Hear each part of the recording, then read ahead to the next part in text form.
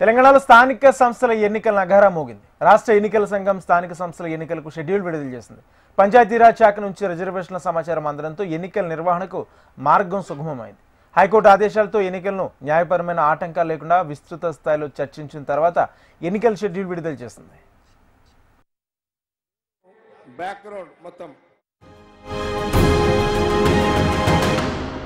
ఎట్టకేలకు స్థానిక సంస్థల ఎన్నికల నిర్వహణకు మోక్షం కలిగింది. 31 జిల్లాలు 565 మండలాల్లో ఎన్నికలు నిర్వహిస్తామని తెలంగాణ ఎన్నికల సంఘం ప్రకటించింది. 5749 ఎంపీటీసీ, 565 జెడ్పీటీసీ స్థానాలకు ఎన్నికలు నిర్వహించనున్నారు. ఇందుకోసం 31,377 పోలింగ్ బూత్లు ఏర్పాటు చేశారు. 12,733 గ్రామ సర్పంచ్ స్థానాలకు 1,12,288 వార్డులకు ఎన్నికల నిర్వహణకు షెడ్యూల్ విడుదల చేశారు. ఈ ఎన్నికల కోసం 1,12,474 పోలింగ్ కేంద్రాలు ఏర్పాటు చేశారు.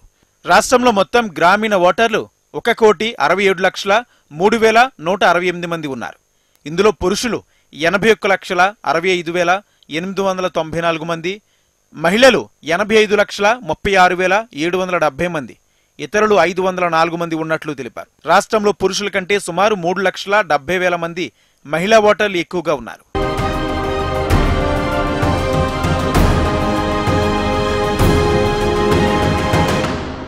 రెండు విడతలో ఎంపీటీసీ, జెడ్పీటీసీ ఎన్నికలు నిర్వహించనున్నారు. అదేవిధంగా 3 విడతలో సర్పంచ్ ఎన్నికలు నిర్వహిస్తారు. మొదట ఎంపీటీసీ, జెడ్పీటీసీ ఎన్నికలు నిర్వహించి ఆ తర్వాత వార్డులు, సర్పంచ్ ఎన్నికలు జరుపుతారు.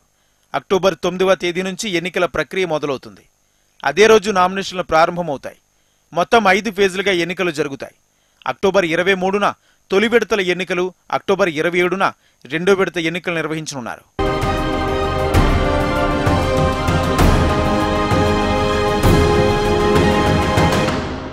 ఫేజ్ 1లో జరిగే ఎంపీటీసీ, జెడ్పీటీసీ ఎన్నికలకు అక్టోబర్ 9న ఎన్నికల నోటిఫికేషన్ విడుదల కానుంది. అదే రోజు నుంచి నామినేషన్లు ప్రారంభమవుతాయి. అక్టోబర్ 11న నామినేషన్లకు దాఖలు తుది గడువు విధించారు. అక్టోబర్ 12న నామినేషన్ల పరిశీలన ఉంటుంది. అక్టోబర్ 15న నామినేషన్ల ఉపసంహరణ తుది గడువుగా విధించారు. అక్టోబర్ 23న ఎంపీటీసీ, జెడ్పీటీసీ స్థానాలకు తొలి విడత ఎన్నికలు జరుగుతాయి. నవంబర్ 11న ఓట్ల లెక్కింపు, ఫలితాలు ప్రకటిస్తారు.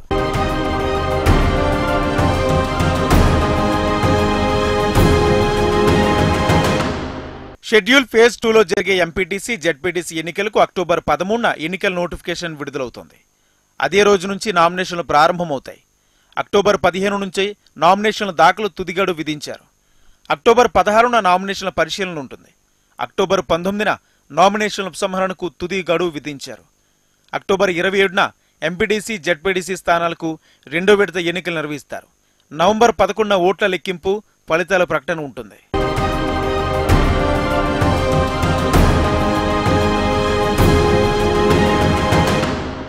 ఫేజ్ 1లో గ్రామ సర్పంచ్ ఎన్నికల నోటిఫికేషన్ అక్టోబర్ 15న విడుదల కానుంది. అదే రోజు నుంచి నామినేషన్ల స్వీకరణ ప్రారంభిస్తారు.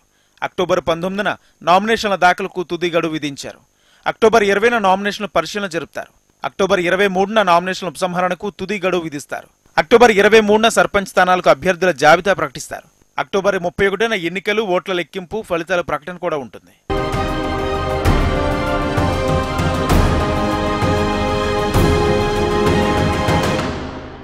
ఫేజ్ 2లో జరిగే గ్రామ సర్పంచ్ ఎన్నికల నోటిఫికేషన్ అక్టోబర్ 21న రానుంది. అదే రోజు నుంచి నామినేషన్లు స్వీకరిస్తారు. అక్టోబర్ 23న నామినేషన్ల దాఖలు తుది గడువు విధించారు. అక్టోబర్ 24న నామినేషన్ల పరిశీలన ఉంటుంది. అక్టోబర్ 27న నామినేషన్ల ఉపసంహరణకు తుది గడువు విధించారు. అదే రోజు సర్పంచ్ ఎన్నికలు, రెండో విడత అభ్యర్థుల జాబితా ప్రకటిస్తారు. నవంబర్ 4న ఎన్నికలు జరుగుతాయి. అదే రోజు ఓట్ల లెక్కించడంతో పాటు ఫలితాలు ప్రకటిస్తారు.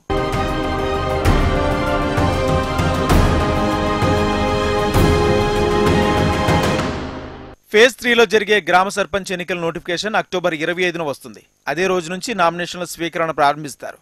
అక్టోబర్ 27న నామినేషన్ల దాఖలకు తుది గడువు విధించారు. అక్టోబర్ 28న నామినేషన్ల పరిశీలిస్తారు. అక్టోబర్ 31న నామినేషన్ల ఉపసంహరణ తుది గడువు విధించారు. అక్టోబర్ 31న సర్పంచ్ ఎన్నికలు, మూడో విడత అభ్యర్థుల జాబితా ప్రకటిస్తారు. నవంబర్ 8న ఎన్నికలు నిర్వహిస్తారు. అదే రోజు ఓట్లు లెక్కించడంతో పాటు ఫలితాలు ప్రకటిస్తారు. కేసులు పెండింగ్ లో ఉన్నందున కొన్ని ఎంపీటీసీ స్థానాలు, గ్రామ పంచాయతీలు, వార్డులను నోటిఫికేషన్ నుంచి మినహాయించారు. ములుగు జిల్లా మంగపేట మండలంలో 14 ఎంపీటీసీలకు, 25 గ్రామాలకు, 230 వార్డులకు ఎన్నికలు నిర్వహించడం లేదు.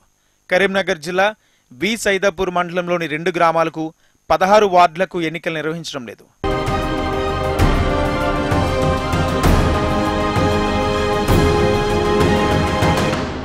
స్థానిక సంస్థల ఎన్నికలను బ్యాలెట్ పేపర్ ద్వారా నిర్వహిస్తారు. ఎన్నికలకు అవసరమైన బ్యాలెట్ బాక్సులను సిద్ధం చేశారు. ఆంధ్రప్రదేశ్తో పాటు గుజరాత్, కర్ణాటక, మహారాష్ట్ర నుంచి కూడా బ్యాలెట్ బాక్సులు తెప్పించి జిల్లాలో రెడీగా ఉంచారు.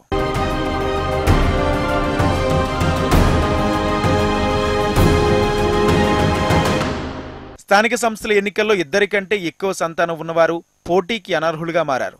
గతంలో 2 కంటే ఎక్కువ మంది సంతానం ఉన్న వ్యక్తులు స్థానిక సంస్థలో పోటీ చేసేందుకు అనర్హులుగా పేర్కొంటూ ఉమ్మడి రాష్ట్రంలో 1995లో నాటి చంద్రబాబు ప్రభుత్వం జీవో తీసుకొచ్చింది.